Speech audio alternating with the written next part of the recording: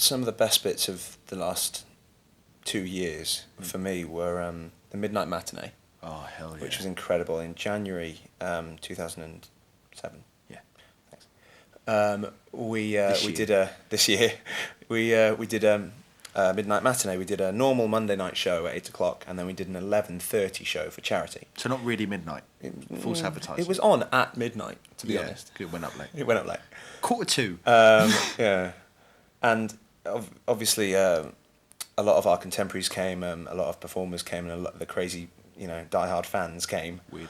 But it was just I'd never known an atmosphere like it. I mean, it was so loud. I mean, this is quite an intimate theatre. It's only 800 seats. So they really went to town on the noise. That was crazy. I remember each time one of us walked out, it was just this and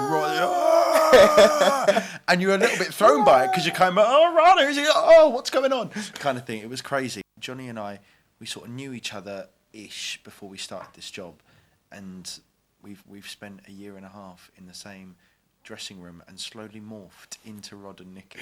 Yeah, that's been an interesting time. Yeah, we don't get on, hence the cushion dividing us, because even though we're doing an interview making out that we're good friends, we're going to use the divide plus the microphone is attached. Yeah, we have to talk. Hello, microphone. You broke it. You broke it.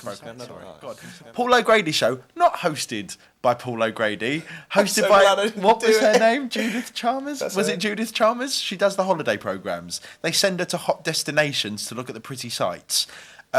Her improvisational skills with puppets weren't so good. To be fair, some people take to the puppets and some people don't. Yes. She ran a mile. She ran an absolute mile. We've had some people, because whenever celebrities come and see the show, they get brought back here to be accosted and abused by the puppets, and some of them take to it like a duck to water and just. Fly with it, and some people are so hesitant. Graham Norton's always been great at playing with the puppets. He's great. He's been great. Probably isn't his first time. That's a lawsuit right there. That is a lawsuit. Sorry, Graham. He's going to sue your ass. You can't say us. You do end up with one arm bigger than the other. It's true. It's like Popeye and olive oil. It's crazy. I can only swim in circles now. I can only swim in circles. It's embarrassing, and if we swim at opposite ends of the pool, we just hit each other's heads. It's really stupid. No, it's all right. I mean, although I'm very good at opening cans. One big Muppet arm. After the first month or so, it stops hurting like pure hell, and you kind of just aches a bit after a while. Yeah. But it's not too bad. It's not too bad. I like the warmth. Yeah, I like the soft moistness after a 2-show day. Beautiful. And the warmth around my hands. Yeah, lovely. Yeah. Should we move on? What first attracted us to these roles? We had both seen the show on Broadway, just off our own backs, having to have been in New York on holiday. Yeah. And both fallen in love with it, and we didn't go together. We're not a couple. We don't holiday together. We did go together. No, we didn't. Shut up. We shared a bed. But so we were both huge fans of the show before we started. Can't believe auditioning we for didn't this. go together. Get over it. All right. So when we heard it was coming over, I mean, I was straight on the phone. I must have an audition for it. Yeah. And it's kind of weird because it's the sort of show where you can fall in love with it, but you can't necessarily do it like every other shows. Yeah. Every other show, it's because it has a specific skill attached to it. Mm-hmm. Luckily, they were willing to teach us the skill. Yeah. And spend lots of time. I mean, we had so many auditions. Like you had 9, something like that. I had 8, and we were because they liked me more than you. Yeah, I was rubbish. They just needed to make. They just weren't sure about you. The good thing is that I've always thought this, that there were probably people out there. This is what, like, having that specific skill. There were probably people out there who could probably do the parts better than us, but luckily we could do this better than them. That, just doing that, just moving your thumb, that got us the job pretty much, because somebody else did this, right? That's all it is. West End. Are you really giving a puppet? No, I'm not giving a puppet lesson, but look. West End show, waiter. West End show, waiter. I've been a waiter, and so the money, and the money. The money's good. Thank you, Cameron. Thank you, Uncle Cameron. Thank you, Uncle Cameron. Cameron McIntushy.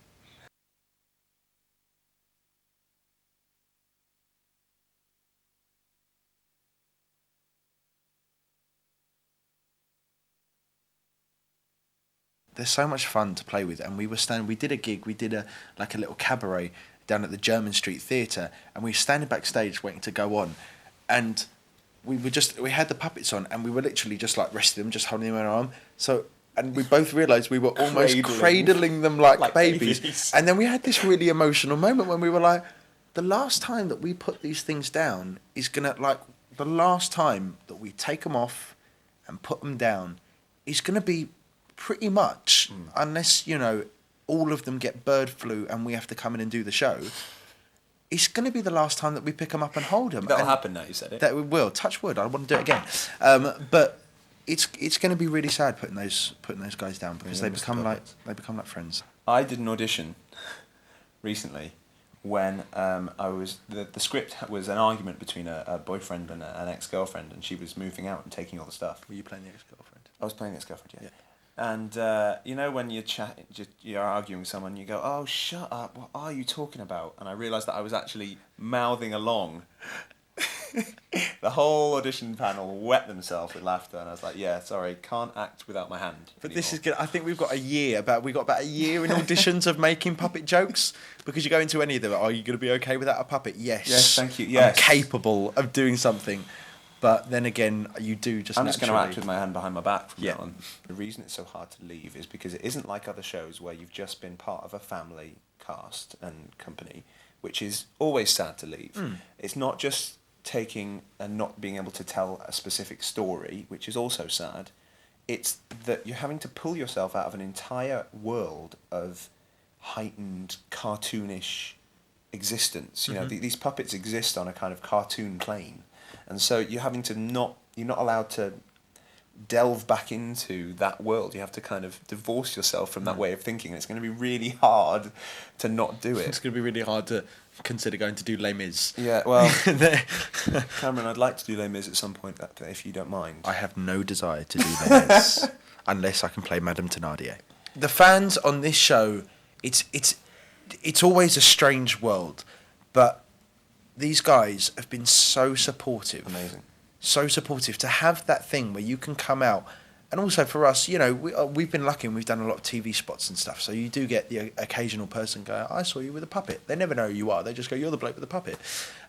But these guys who come and they're just devoted to the show, you know, and they support you and they make you feel really, you know, lovely about yourself. Yeah, this show was always going to be a risk to bring over from the States to here, for several reasons. First of all, it's a strange concept to have to get your head around. The puppet human hybrid thing that we have to do. My gran asked if I'd be dressed up as Big Bird. That she genuinely asked. I mean, she's my grandma. She called up. She went, "You're doing this new show. What's it called?" Avenue Q, Gran. Avenue Q, about the puppets. Does this mean you're going to be dressed up like Big Bird? No, not quite. Not quite that. What are you doing there? You're behind wall. No, not just come and see it. And then she came and see it. And the sex scene scarred her. She couldn't talk to me. She's eloped. She hasn't.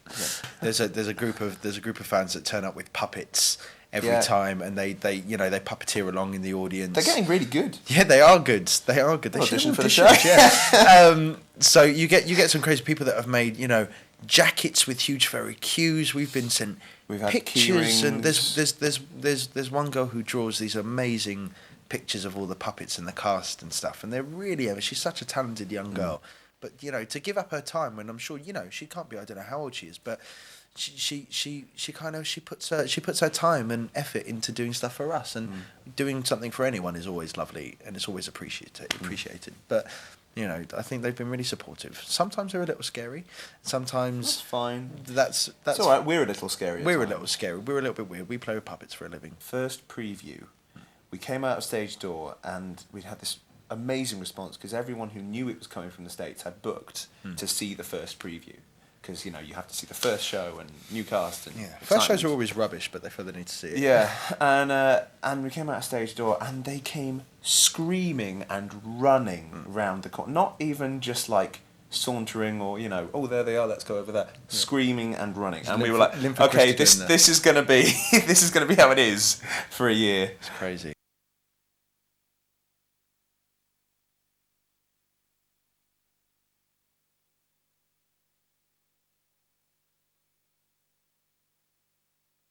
What's it going to be like to be parted from each to be parted from each other? A breath of fresh Yeah, air. the cushion denotes our feeling to that question. It'll be fine. We'll keep in touch. All right, don't be so short about it. I know where he lives. Be a bit more emotional about it than that. No, it's fine. I'm really going to miss you. No, you're not. I genuinely am. That's because I keep you in check. What do you mean? We don't ever play chess. Not chess. Check. Checkmate. Checkmates.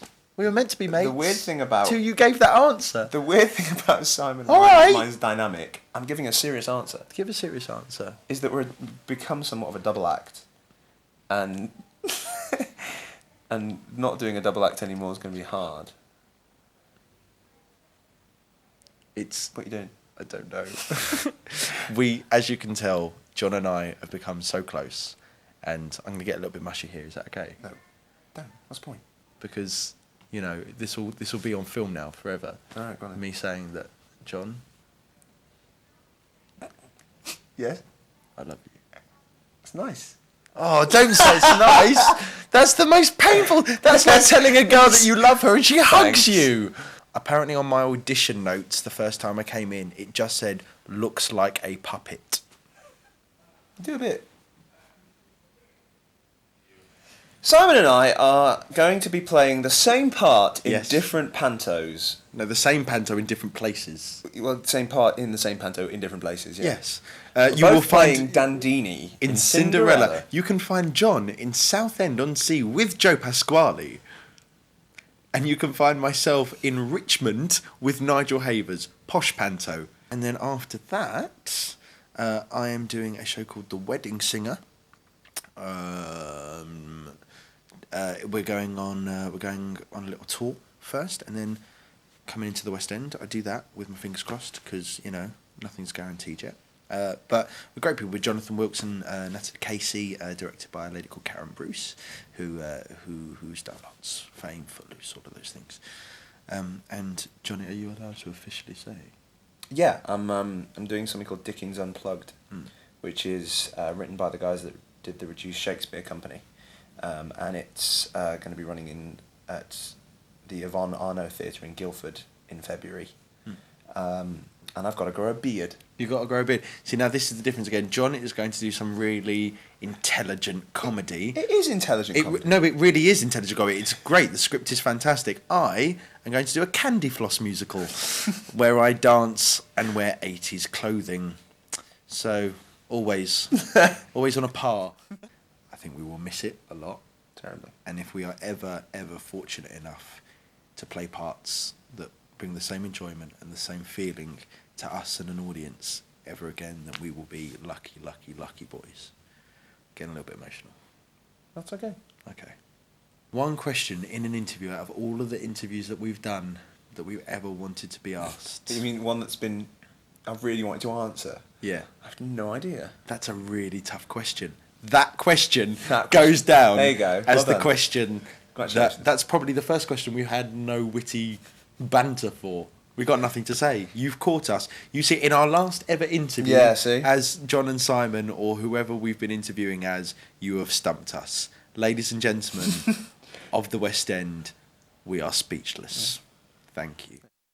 So John and I would like to take this opportunity to thank any of you, all of you, however many of you that have listened to, supported, come to see, come said hello, Written to us, sent us things. Yeah, thrown puppets in our faces, sent me chocolate. Didn't send me chocolate. Well, we all know who their favourite is.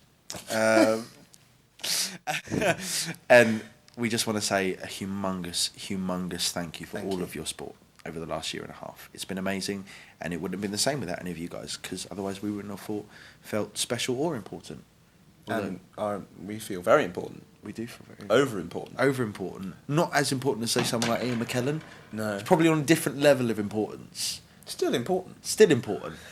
We feel a little bit less important than Ian McKellen. Probably more important than Charlie from Big Brother. Yeah, if there was a sandwich. If there was a sandwich of importance, filling. We'd be in between McKellen and Charlie. Who would be the bread? They would be the bread substance. We would be your comedy filling. Comedy mayonnaise. Comedy mayonnaise, I like. Thank you. Thanks. Thank you. Bye-bye.